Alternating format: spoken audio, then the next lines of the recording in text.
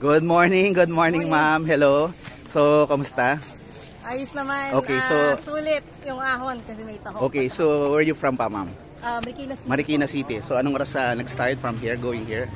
Around 6:30 and then I stop by Cloud9. Okay, so you're doing this every weekend o paano?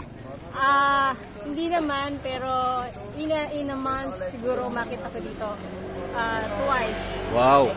Solo lang ba? Wala bang forever? Meron sa bahay. Yun lang. Siya naman sa kids. Okay. So it's my day out. So you're married na. Yes. Okay, so yun, no, 'di ba? So si ma'am, ang kala ko nag-ano lang siya, talagang nagpapa-body shape, pero you know, doing this for the health kasi may family na rin siya. Gaano mo nang katagal ginagawa 'tong pag-bike?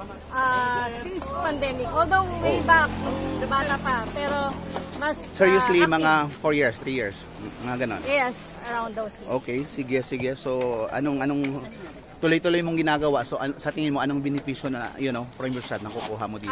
Physical health, mental health also. No, especially if you have growing kids. Okay. If you're working, it keeps your mind clear. And pagdating ng Lunes hanggang Sabado, diba? Stress free, no? Nakaka-release.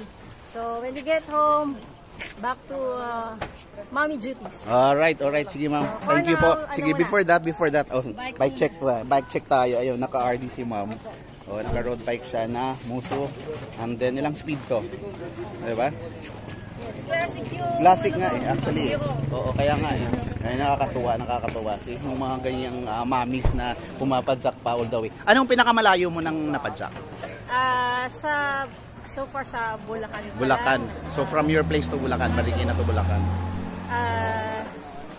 Sa may iglesia po, Pipinarina. Sige. Oo. Kuya, mayroon pa yun binaba ko lang. Sa ano naman, pa lang Mangantila. Sige. Okay ma'am, ingat kayo. Ingat.